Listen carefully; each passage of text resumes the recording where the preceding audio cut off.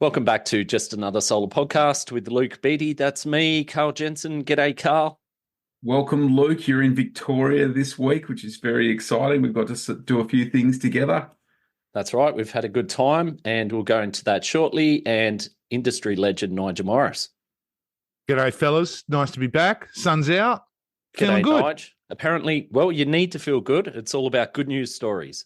Yes. Look, I think it's incumbent upon us all today to talk about some of the good stuff that's going on, not just wallowing in how tough it can be out there sometimes. And so we've got some good news stories today for everyone.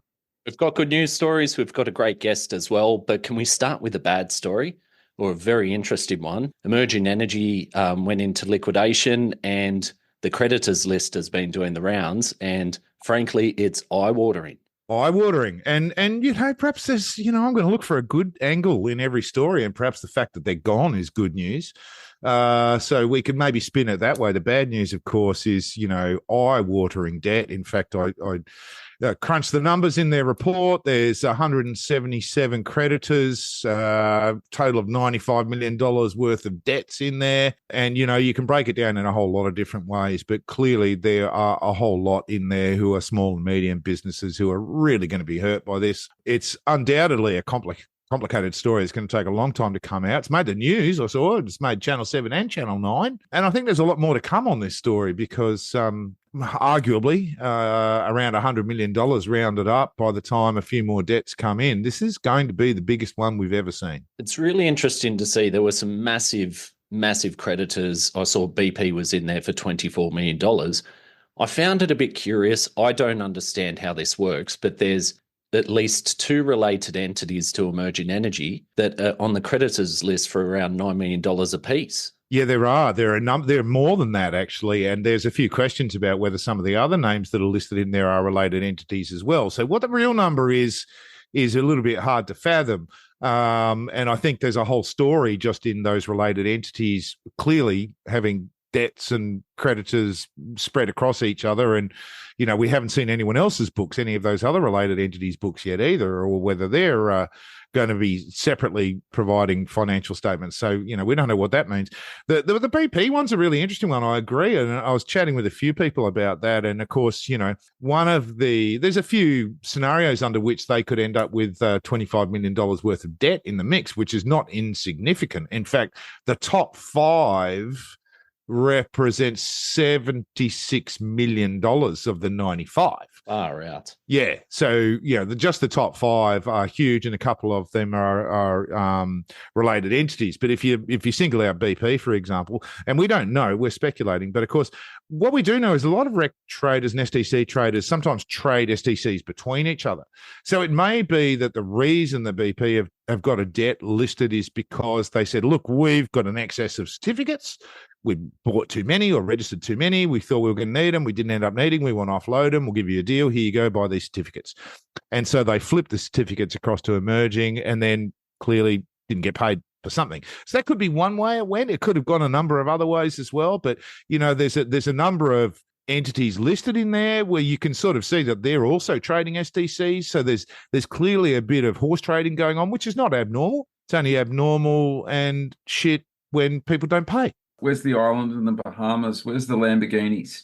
It's a lot of money. It didn't just disappear. I don't see anybody with any toys. I don't see any pictures of people living behind, giant steel gates. That's the mystery that I can't fathom. A couple of bucks in STC over a million STC is only $2 million. It's not $90 million. It looks a lot like there's some kind of money laundering going on here and something that's incredibly dodgy. Well, I think it's a really interesting point that you raise, mate, because, the other issue here is clearly you don't rack up $95 million of debt in a few weeks. So this has been happening for a long time on paper. And, that raises real questions about illegal insolvent trading and a whole bunch of other things that are going on. I was staggered to see companies owed $15, $20, $25 million and some documentation around them that it clearly showed that wasn't particularly fresh. That had been going on for a while, clearly. How did that not get escalated and sorted out quicker? They got some good lawyers. That's what I mean. Where did the money go? That's the $1 million question. And it may be that they bloody burnt it all just trying to run the operation. To me, it looks like a giant Ponzi scheme where they're just buying and selling and horse trading and trying to create a great big empire. And, clearly there wasn't enough money in it to make it profitable enough. And the whole thing collapsed on itself. But we're just speculating. It's going to take a lot of work and a lot of investigation, a lot of time, no doubt, to unravel this mess. But by goodness, it's big. And the people that were at it are back at it again, Nigel. There's another entity. Well, yes, there's many entities. In fact, someone, and I think we need to be careful about mentioning names here, but, clearly, well, not clearly. I mean, I saw something raised on Facebook the other day about another entity that's happened to have a name in the URL that was the same as one of the previous entities that can no longer trade and has been delisted. But, you have to dig into Dun & Bradstreet and various other databases to actually find a connection between the directors to prove legally that there is a connection. And clearly these guys have been shifting things around for a little while. So, whether there's actually a connection or whether there's just red flags, there's certainly, I think the one thing that we can say is if you are a solar company out there, you better bloody do your homework when you're choosing an STC trader. This is not the type of thing that anyone wants to go through. It's not the type of thing that people can afford to do. And you really need to look very hard at who you're dealing with and what the risks are of who you're dealing with. Shouldn't have to, Nigel. Shouldn't have to, but you do. Yeah, I hope those guys go to jail. Looking at the list, my concern is seeing how many small to medium operators are there and how many we know, guys that we know. So to a company like BP, I'm going to guess that 24 million hurts, but it's not going to sink the business. To some of these smaller businesses who have been operating in a soft market with low margins near the red line, 50 to 100 grand means a lot. And the flow-on effect of that is for their business and their families and their employees. It's also to their suppliers. It's also to their contractors. So my biggest concern is what the fallout is going to be over time. So realistically, there's probably going to be some of this money and certificates will be realised, but I'm just hoping that the fallout isn't going to be too big for the wider industry. Yeah, here. Mm. Can we do one more bad news story, Nige, before we get on to the good news? Is that all right? Yeah, we got permission. That's good. It's a solar coaster. It's not a merry-go-round. A lot of you would have seen that SunPower filed for Chapter 11 bankruptcy in the US, which isn't the same as Chapter 7 bankruptcy, which is where you shut the doors and it goes into full administration and liquidation. Chapter 11 can be restructuring, it can be selling the business, it can be taking stock, but it's pretty massive for such a large retailer in the US to file for that, particularly, they were split off from Maxion Technologies, or they had a fork in the road where SunPower separated their manufacturing business, which is Maxion Technologies, and their US retail business, which is SunPower. Now, our guest today might have something to say about it because he's formerly worked for SunPower, and we will jump in a sec with him. There is a distinction between the US SunPower, the retailer, and Maxion Technologies, the manufacturer.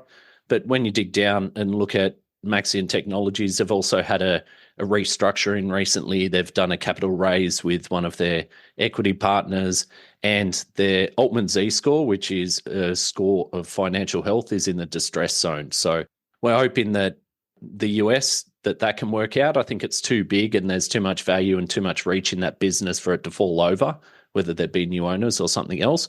But interesting to watch with Maxion Technologies. So hopefully the restructure gets them some momentum and it doesn't impact on their manufacturing business. Wouldn't be good for any of us.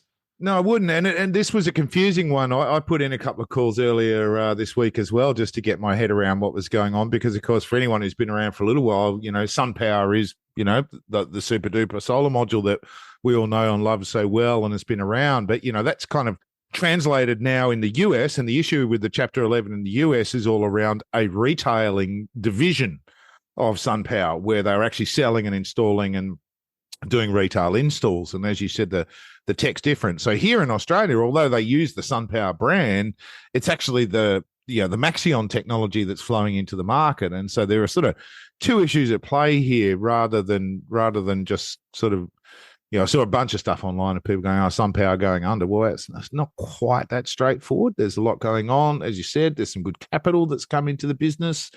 Fingers crossed they're going to get through this. We should just put the hat around the Australian industry, Luke. You and I, we'll put the hat around. We'll raise $90 million. People won't miss it, and we'll go and buy them. Let's do it, Karl. Once we pay off all of the legal fees from the libelous things we've been saying in the episode. But anyway, okay, so we're going to move on with our guest. So our guest, as I said, formerly worked for SunPower, also was a managing director of SunEdison when they took over Energy Matters in Australia. More recently was a general manager of APAC for Enphase and is now currently the general manager for the Smart Energy Council in WA. So it's our pleasure to welcome Wilf Johnston to the podcast. G'day, Wilf. Thanks for having me, guys. Great to be here. That intro is a big mouthful, by the way. You've done a whole lot in your time in the industry. A lot of the people listening would be aware of you, would know you from your different roles in the industry. But do you want to give a brief of your journey in the industry? Yeah, look, I think I feel humbled to be around someone like Nigel that was already a veteran when I came into the space. So it was I remember meeting him back in the early days. So look, I spent 10 years prior to solar working in technology, mostly software companies, and then moved back to Australia from Europe after growing up in Perth, and started working for a little wholesale business called Solar Sales, which was in the process of being bought by SunPower. So SunPower was entering into the market. They needed a starting point, and Solar Sales was a combined wholesale and retail and O&M and off-grid, and back in the days where you had to do everything to actually have a viable business. So yeah, really interesting place to start, and that's when I connected with a bunch of people in the States with a part of the SunPower group, and just realised how much opportunity there was. I think for me, I'd always been interested in sustainability and solar and so forth, but it had been dominated, I guess, by it was a kind of alternative technology and it wasn't maybe very mainstream. Which frustrated me a bit. I thought, it's not quite there yet. But then when I went to interview at SunPower back in the day, I walked through the car park in Perth and it was full of V8 Commodores from the sales guys. As opposed to the combi vans that were up at Nimbin where Nigel was doing solar. At the Rainbow Power Company, yeah. And I'm not saying I'm a big fan of a V8 Commodore, but at the same time I went, there's money in it. All right, something's shifting. And that was 2008, just when the sort of all the PBRP rebates and all this kind of stuff was there. So I thought, okay, this is interesting because if it's got some money behind it, then maybe we can actually, a bit of oxygen and we can see what we can do. And then it was just one of these things where you see an opportunity and go, wow, all right, I've spent 10 years battling away in Europe. It's super competitive over there in the job market at that time. Probably still is now. You have to work very, very hard to get anywhere. And suddenly there was just this opportunity in front and I thought, I'm just going to go for it. So yeah, I've done a lot of stuff, but I just haven't stopped for the last 15 years. Things kept cropping up and away we went. So that was SunPower, and it's really interesting how that, as you point out before, is now come full circle. There's been a lot of acquisitions as well on the other side. So the Maxion bit got sold off, and then there was another company, Solaria, in the US that were doing high efficiency solar panels. So that got combined in with Maxion. It then got combined in by a Complete Solar, which were a contracted installer. And that entity has now bought assets out of, I was just Googling that while you were talking, bought the assets out of the SunPower retail business. So they bought the New Homes division, bought the dealer channel, and bought Blue Raven, I think, which was another install business out of that, all being headed up by a certain Vikas Desai, who both Luke and Karl would possibly have some familiarity with. So that's still rolling on. Before we get into the Enphase part, you were also the managing director of SunEdison and also went through Chapter 11 bankruptcy. SunEdison had bought Energy Matters, a national retail and wholesale business, and Karl and I were working there as well at the time. Bought the business and really had this massive acquisition globally of all these businesses, leading businesses, and then ultimately they filed for Chapter 11 bankruptcy. And you were at the helm of SunEdison Australia when that all happened. So what was that like? Lashed to the mast of the ship. That was quite something. So I think there's no better introduction, I guess, to how crash through a lot of the strategies are for a lot of those big Silicon Valley companies. They're not very interested in making a mark unless it's a big mark. They really want to go big or go home on all of their work. So I guess that was a pretty dangerous sort of combination. I guess the kind of the momentum that was already going on behind Energy Matters, plus a whole bunch of fuel coming in, and then for the mothership to go under right midstream, the timing was terrible. It was literally just the point when everything had got ramped up, and I got the opportunity to lead it. I thought, okay, this is great. And then the whole thing just fell apart in the space of a couple of months at headquarters. Yeah, interesting things happen when you go into Chapter 11 in a parent company and it's a global and you're a subsidiary. So they stopped paying directors' insurance. That's one thing they stopped doing, which is not great. What does that mean? Explain that. So that means that you're left with all of the liability as a director? Pretty much. So, yeah, good times. So if you thought I was looking a little bit nervous back then, yeah, that was it's just a whole bunch of things that sort of, mathematically a lot of things start getting divided by zero and they just don't work anymore. So you have to. It's really in retrospect fascinating, but at the time just very confusing because it's not something anyone tests, right? So the chances, there's a whole bunch of I can point to a lot of country managers who are happily going about their day in Australia for international companies who are completely unaware of the fact that as the only Australian director, they're the ones that are liable if everything goes horribly wrong. So, and just a lot of things don't work properly in terms of credit limits, in terms of buying processes, bank arrangements. Yeah, it was very interesting for that amount of time. But look, we there was some recovery. There was eventually the sale of the Flex, which was great. So it enabled the team that was remaining to have another shot. And we did some really good stuff in home energy management. Did a lot of sort of things there that I was really excited by. And some of the team then have gone on to work with Edge Zero, which are doing some other really good energy software products. So yeah, it was good. But moving to Enphase was great to be back in some form of normality. So everything kind of everything worked, right? Well, most people don't know who Flex is and what they do. Can you explain it to our listeners that don't know anything about Flex? Yeah, sure. So they were a real lifeline. So they're a contract manufacturing company behind, they manufacture everything from vacuum cleaners to Xboxes to solar panels to inverters. There's a few companies out there like that. So, Foxconn, obviously they do all of Apple stuff, and Flex had hundreds of thousands of employees around the world in these facilities. And they were keen to do more energy. So they owned Nextracker, for example. So at the same time they bought us, they bought Nextracker and a couple of other businesses. So they were really supportive right up until the point when they had a change in CEO who wasn't really into energy products. So they offloaded us, a couple of others, and listed Nextracker on the NASDAQ within a couple of years later, and sort of got completely out of, from what I understand, completely out of that side of energy. But yeah, it was a good lifeline and enabled the business to keep running a little longer. But solar retail and wholesale is a pretty tough space, and even they sort of struggled to kind of get their heads around what we needed to do. But some good things came out of it. You then moved on to Enphase, and it was a really interesting time to go there for the broader industry, particularly to go into one of the leading tech companies as the product offerings grew and became more sophisticated. Tell us about your time at Enphase. Enphase was really fascinating insight into a pure execution project. So what they'd figured out, the new investors had figured out, is that the company had run into some troubles back in 2017 because they had a great product. Like, everyone loved the products, really awesome technology, completely differentiated, really robust, stable, etc.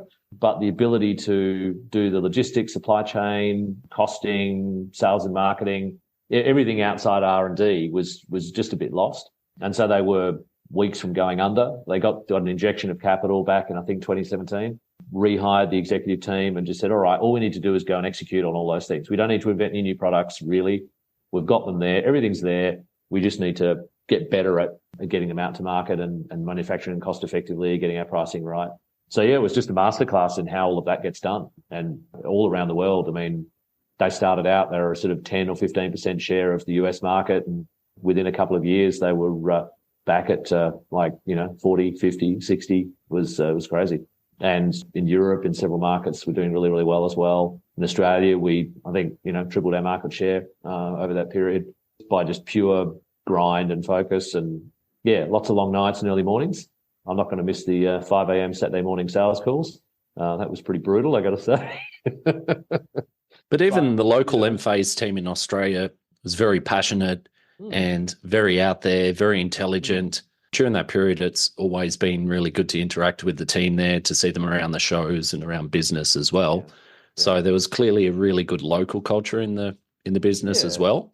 Yeah, look, we really I'm a big believer in making myself redundant. That's kind of my overall strategy. The thing is, I've got so many ideas all the time that I never run out of things to do. But I love hiring people that are just into doing their thing. You sort of give them enough runway and they can just go get it done. And so there was a really nice sort of feeling, I guess, of sort of independence and ownership of all the different pieces. You know, we hired some great people and some real legends in there that have been around for a while, who you'd all know. I'm not going to name check them, but it was a really, really good opportunity to bring in some people and say, look, you know, we're not trying to do anything tricky here. This is the mission. We're going to run at it and create a good culture. And obviously that had to get us through COVID, which was, as we all understood, was pretty trying. But that was great. It was a real good opportunity to sort of get to know everyone, and we were sort of coming up with crazy ways to keep ourselves sane during that period, and all the various team calls and virtual drinks and all those kind of weird things we were doing based in Victoria. Yeah, it was good sort of testament to the fact we'd built a good structure up that, we didn't lose anyone through that whole process. In the interest of keeping digging as many positive things as we can, though, I was only out somewhere the other night, and we went, we'll order some food and drinks, and there was a bunch of us there at the table, and we kind of went, we can all do this, just scan that QR code. And so, one of the great things that actually came out of COVID was QR codes finally had their day. I bloody love the way. Do you tip though, Nige? Do you tip? You scan the QR code from the table and it requests a tip. Do you tip? Look, I will tip if someone gives me exceptional service. I won't tip as a general rule. I don't live in the United States of America, and people get a minimum wage here, so it's a different world. So no, but if someone looks after me really well, I'll be generous. All right, so Wilf, you were at N phase and you finished up there and you've moved back to WA. Do you want to tell us what happened there?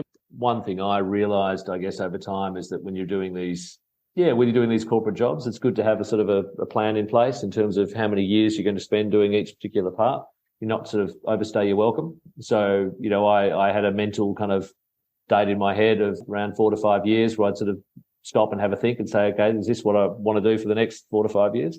My kids are in high school now, and I sort of wanted to be a bit more around than I'd been before.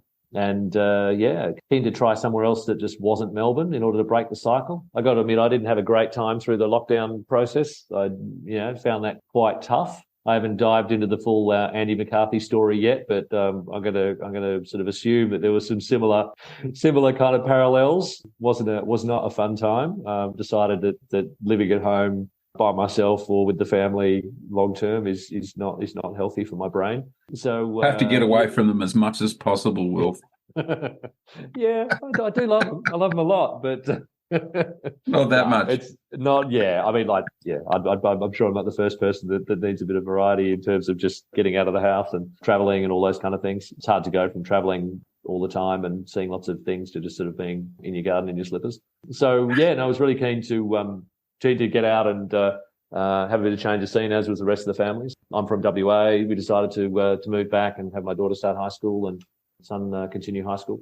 And then I've been an active member of the Smart Energy Council for quite a while, so probably going back 6-7 years now. I've always been involved in the industry associations and pretty active in advocating for change and advocating for improvements to the industry, trying to grow the cake so everyone gets the same slice but a bigger slice, if you know what I mean. Go from a cupcake to a wedding cake. That's really the aim, is everything we're trying to do, just create opportunity.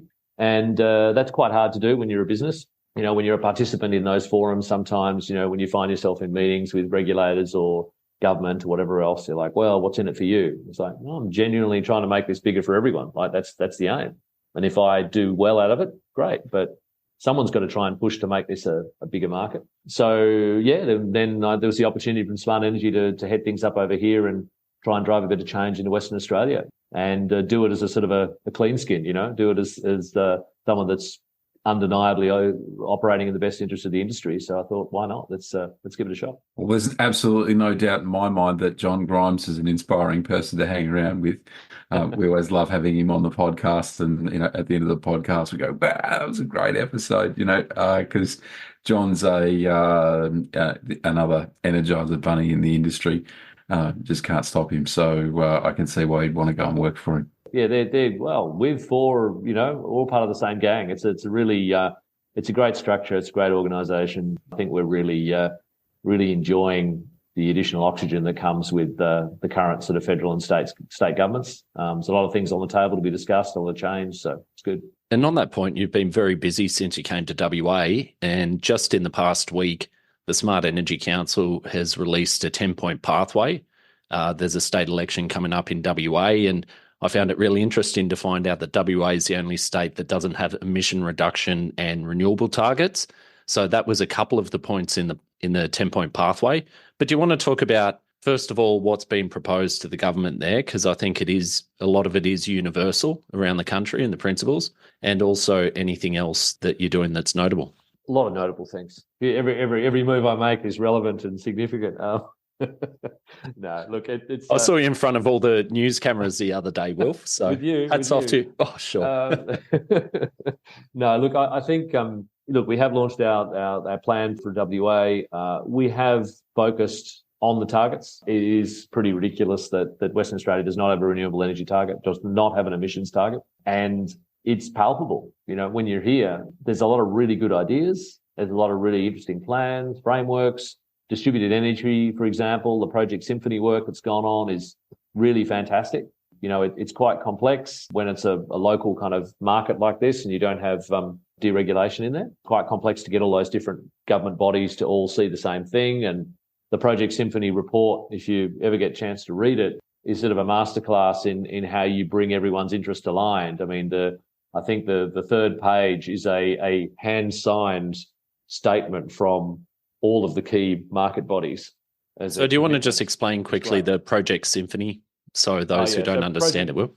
Sure. Project Symphony is all about distributed energy. So it's really the plan for how you do distributed energy on the Southwest Interconnected System, which is the WA grid. So that's how you get Western Power, how you get Synergy, how you get Energy Policy WA, AEMO, all of those people together to find a functioning system. And it's not easy. And I just love the fact that there's a personal commitment from the leaders of all those organisations to the recommendations that they've put forward, how things need to change. And it's good. They ran through a pilot project. They've come up with their objectives and their recommendations. You've still got a long way to go there, Wilf. There's lots of rooftop penetration in Western Australia, and we know that's a challenge, but the overall mix of renewables is still quite low in comparison with the rest of the country, yeah?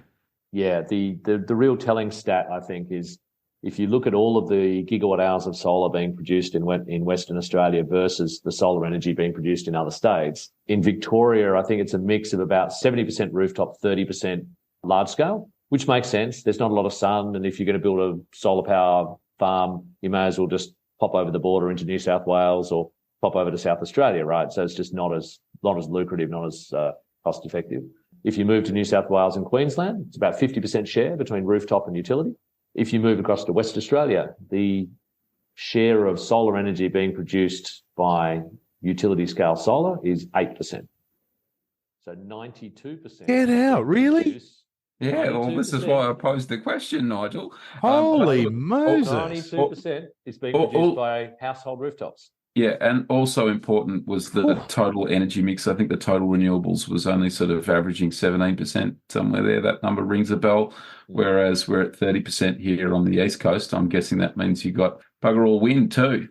Yeah, there's a bit of wind, but not a ton. And OpenNEM, it's good. OpenNEM have all the data for the Swiss now, which is great. So it's in that same format. But yeah, it's households are doing the heavy lifting. So at the end of the day, that there's a solar revolution, but it's been driven by mums and dads. It's not being driven by businesses getting in and delivering utility scale projects or the government enabling those to happen. To be fair, on the WA government, they have had to react to that rooftop uptake and find ways to stabilise the grid. And putting those big batteries on the grid that they've done, they're not cheap, and that takes a bit of confidence to go do that.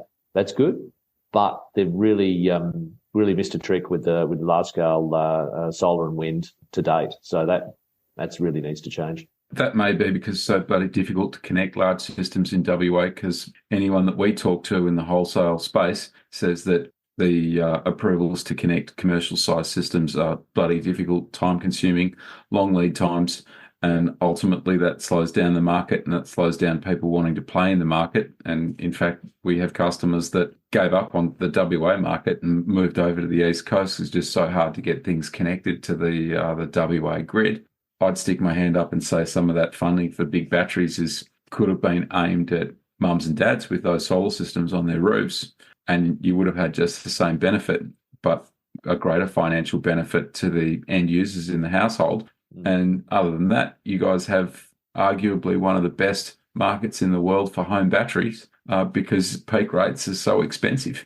Yeah, there's definitely there's a big opportunity in distributed energy with home battery rebates or home battery incentives to really get that rolling. I think that will provide that sort of fleet of shock absorbers out there to help manage that solar versus one big battery in the middle, for sure. I think that's an opportunity that I hope the government will take up. I think commercial solar, again, it's a real shame because, as we all know, the load match between daytime loads, daytime generation, in theory, there shouldn't be too much spillage, right? If you size it right, you should really be using up all of that energy on the grid in the middle of the day, on the premises in the middle of the day. But those connection times have not been great.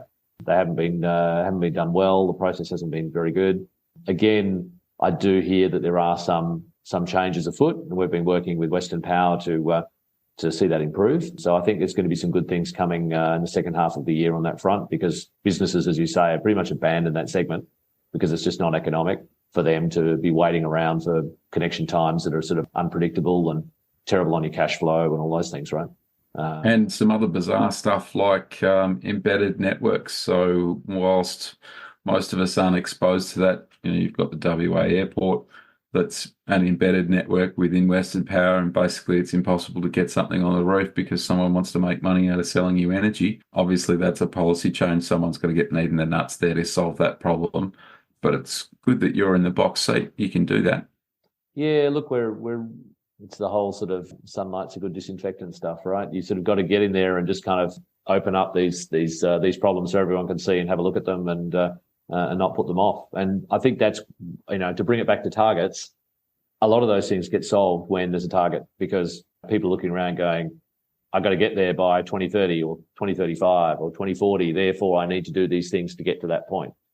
If you haven't defined what that point is, and at the moment there's a sort of a loose commitment to 2050, but that's a national target, that's not a state one. It's not enough. It's not enough to focus the mind. 2050 is a long way away, right?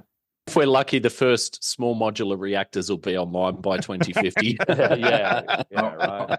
So I'm really excited to see what the Powerwall 3 has for WA.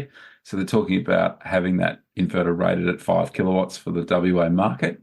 And ultimately, you can put 20 kilowatts of solar panels on it. I think that's going to end up opening up the door for some kind of export limiting or rebadging inverters that are otherwise rated at 10 and 15 kilowatts, call them a 5 kilowatt inverter and hide 20 kilowatts of panels, which, of course, Nigel Wilmot doesn't want. But I think he's going to be dragged down that export limiting path, kicking and screaming, because that's what the market really wants. That's two bits of good news in one, if I'm not mistaken, Karl, because you've dropped the fact that the Powerwall 3 was launched today, and also that the clever folks at Tesla did some derating stuff to make it suit, the nuances of the Australian market that we all love and know so well. So that's good news. Well, just imagine if I was Fronius, I'd want to take my 10 kilowatt three-phase hybrid, call it a 5 kilowatt three-phase hybrid instead, and still attach the same, say, 20 kilowatt hours worth of batteries and 15 kilowatts worth of PV to it in order to be able to compete in that space. And I think it's going to be very tough for Western Power to reject that Powerwall 3 device because it's been derated for the WA market. So I think everyone will follow down that path, and we'll even see 20 kilowatt inverters that are rated at 5 kilowatts that can charge your car at 30. And that have 30 kilowatt hours of storage and that have 30 kilowatt arrays on the roof. Because let's face it, in WA, it doesn't really matter because you're restricted to 1.5 kilowatts of export at anything over 5 kilowatts of inverter capacity. So all of the objectives of not hiding this big load behind the meter, Tesla's going to manage that workaround and break the ground for everybody else. So at this point, Wilf, we're going to put you through the ringer with Jess MacPherson. G'day, Jess. How are you? I'm good, guys. How's it going? Pretty good. What's the plan with Wilf? Are you going to be kind and take it easy, or are you going to give him a squeeze and see what comes out? I'm not sure. Wilf's been so lovely. I feel like I should be nice. Wilf, I don't know if you saw Andy last week, but it's basically quick fire questions. So first thing that comes to mind, try not to overthink it. Some solar related, some more general questions. And we'll see what comes out the other side. You ready? Look forward to it. Fantastic. All right, we'll start with an easy one. I'd love to know what your favorite project you've ever been a part of is. Marble Barn Nullagine solar project, solar diesel hybrid that we did with Horizon Power when I was at SunPower. That still was world leading, biggest solar diesel project in the world at the time. Crazy complicated. Yeah, it was great. Amazing. What did you want to be when you were growing up? Architect. So it sort of went a bit off the beaten path there. Yeah. What is your most used emoji? Melting face. Phenomenal. Will not ask why. Hardest lesson you've learnt in solar? Corporate governance. Let's just broaden it to that. Sure. Fantastic. I've got two left. So the thing you're most excited for coming up? I think growing the West Australian membership and getting things done in WA. That's really what I'm excited about. It's a blank sheet of paper and it's going to be really fun. Beautiful. And last one, I went to do a 2 truths and a lie, and then I wanted to see if Luke, Nigel, and Karl can guess what your lie is. So you can't reveal it straight away. Nice. All right. 2 truths and a lie. Okay. I have a detailed understanding of the working of microinverters. I was personally running all of the comms wiring for the first big solar rooftop project that we worked on. And I used to unload the solar panels from the container when they came into the SunPower office. Ooh, those are good, Wilf. You did good. Luke, which one do you think's the lie?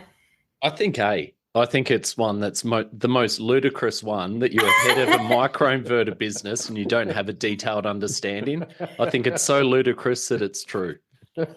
Yeah, I'm right there with you. I'm right there. Sorry, that's a one. Yeah, that's a lie. That's a lie. Yeah, gotcha. Yeah, that's all. Karl? Lie. There you go. Yes, I know. It was a bit of a gimme, but yes. So you don't know how microinverters work? Roughly, but not in detail, no. Wilf! I got people for that. All right, so Wilf, you mentioned about building the supporter base of the Smart Energy Council in WA.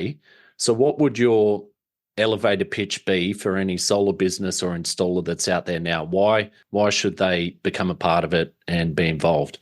There hasn't been an industry association in WA, focused on WA, for probably since WASIA, so 13 years ago, or 12 years ago when they disappeared. So everyone's got used to working independently. Everyone's running their own race. No one's landing their punches, I don't think. We all need to be hammering on the same nail. We all need to get our stories straight, our agendas clear, our asks clear, and really come together to actually get things done. At the moment, people are all doing that separately, which is I just don't think it's very effective. And it's clearly not very effective because we're struggling to make progress in WA. So let's join up and get things done. All right. So, Wilf, you've been on the working group for consumer energy, I believe, or DER for the Smart Energy Council. Is that right? And what are the main focuses there? So I have been quite involved in that over the last few years. That's really been around how we get do we say fair shake of the sauce bottle now that I'm in politics land? To quote Kevin Rudd. Wasn't that Kevin Rudd? Yeah, it was. So how do we give a fair go to DER? DER has been a massive contributor to the energy transition and yet is still seen as a bit of a distraction by all of the energy regulatory bodies around the country.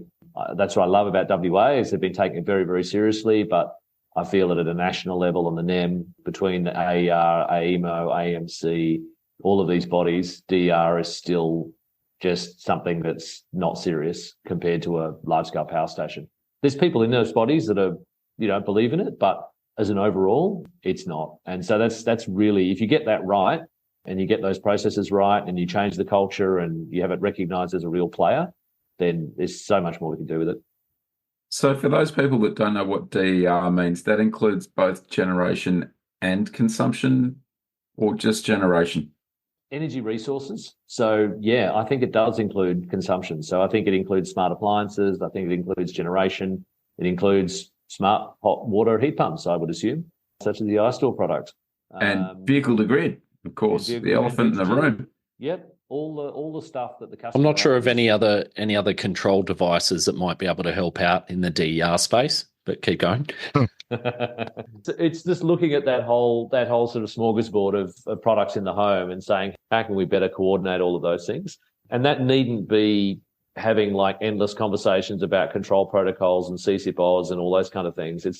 It's more just taking a high level look at it and saying, how do we better manage the balance between those assets that are sitting in the house? You know, what rules and regulations, what tariffs, what recommendations, you know, guidance, all those things, energy audits for the home to make sure that people are using those things properly.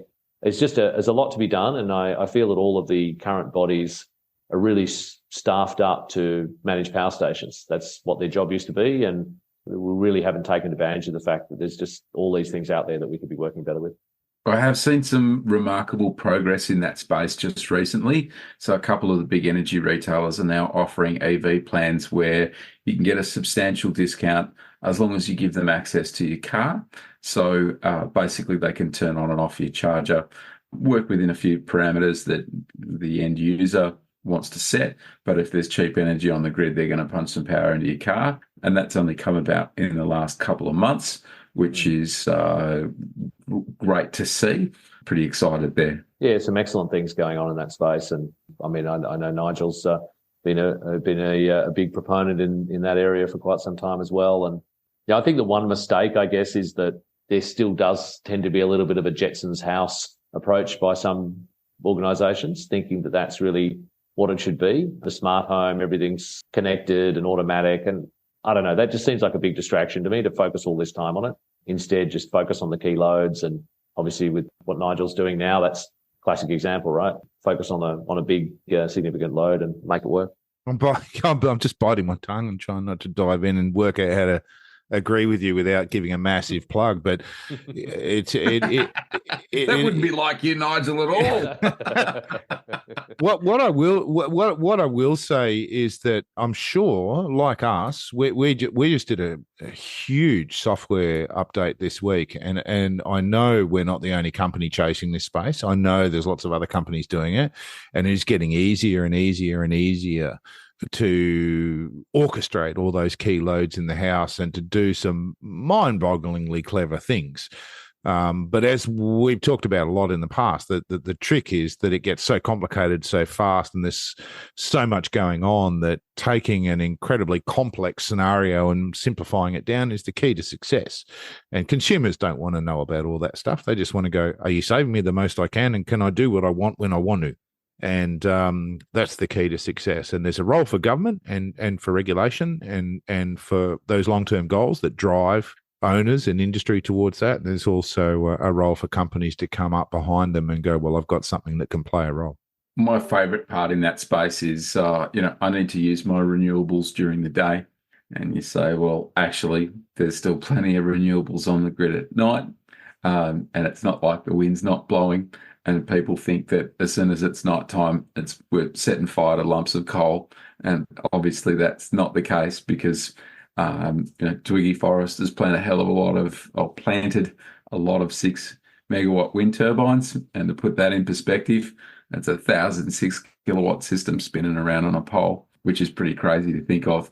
And I know I plug Charge HQ occasionally on the podcast, but not only does it tell me how much energy I've got available to send to the car to charge it, it tells me what the portion of renewables is on the grid on a day-to-day basis. At the moment, it's at 45% renewable. It's not particularly sunny outside. It's got to be coming from wind.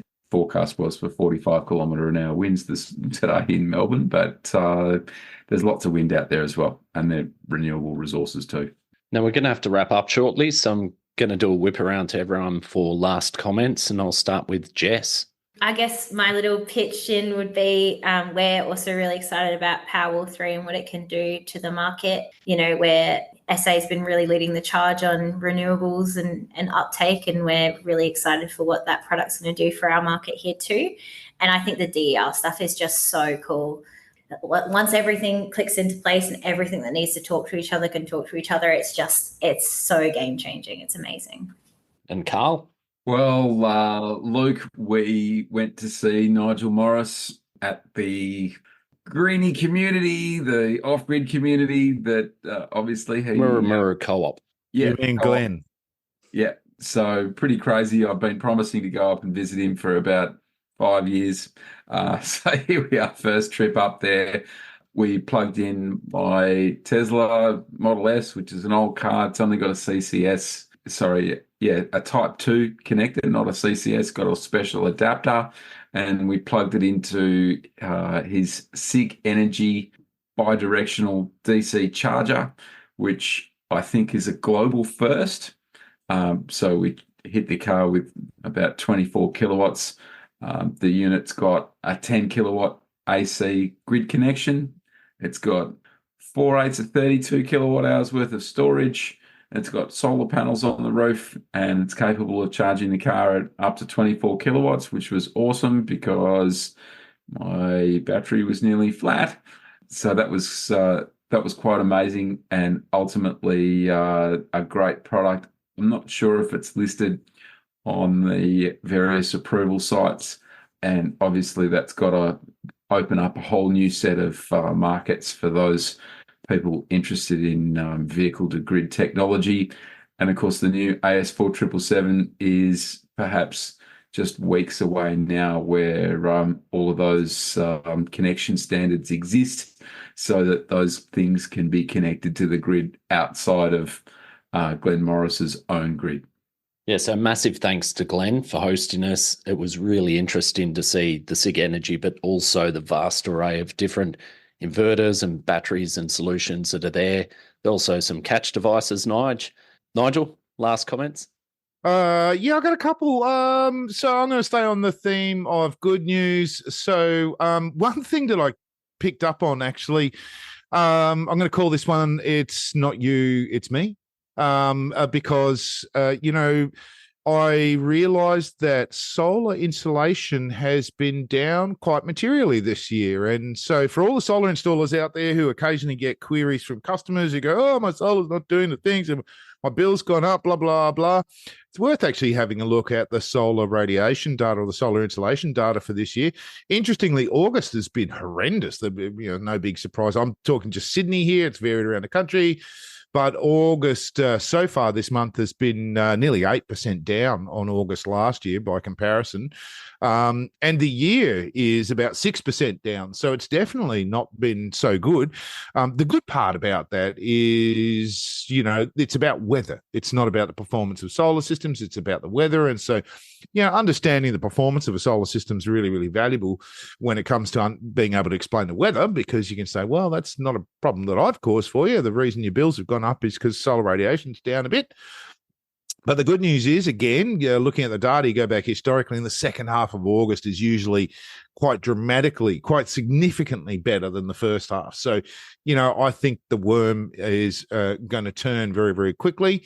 Speaking of the worm turning, before we came onto air, actually, I jumped on Facebook and threw a little post up on solar cutters and just sort of asked that question of people, has the worm turned for anyone out there? I know it's tough from time to time, but has the worm turned? And, there was, of course, some mixed responses. There's some tough stuff going on out there.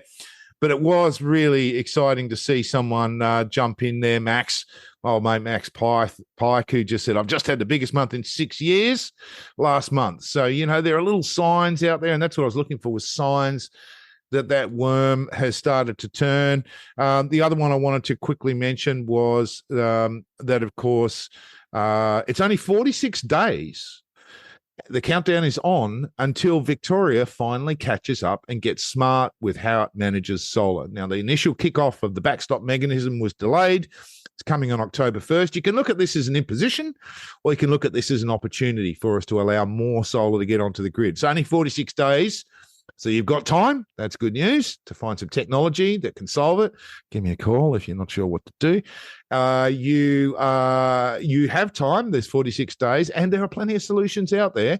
And what this is going to mean is it's going to mean more people can get more solar on there. And of course, just to wrap it up, all you got to do is look on some of the forums, My Energy Efficient Home, the Amber Users Forum, which is mind-bending. There are a lot of people out there very, very interested in all the smart stuff that's going on and getting more solar on and electrifying their homes. So the appetite seems to be there, and so yeah, I'm wrapping this episode by feeling pumped. That puts pressure on Wilf then. He has to finish on a high. No bad news, Wilf. So Wilf Johnston from the Smart Energy Council, thanks heaps for coming on the podcast. Please give us your last comments and make sure they're positive. It's all, I was going to say it's all downhill from here. It's all uphill from here, but that doesn't sound right either. Got to get it right. No, look, I'm really excited about what we're seeing here in WA. You know, there's so much good stuff coming out of the mining community, to be honest, at the moment in terms of electrification that I've been exposed to over the last few months. Some really good stories coming out of what they're working on, electrification. Maybe one day we will get rid of this diesel fuel rebate. That'd be good times, right? Still even hope that's we just need a push, and maybe that'll finally go away. But I'm seeing solutions out there now that would make that a viable path. I think before it's always been seen as impossible because, you know, there aren't the solutions out there to replace diesel in the mining sector. But I'm seeing enough stuff out there that I'm really beginning to believe that's going to happen in my lifetime, which I wouldn't have said that before. So it's, exciting times. Well, thanks for coming on, Wilf, and also for the work that you're doing to push the industry forward and to advocate for us. So that's really appreciated. So thanks again, mate, for coming on.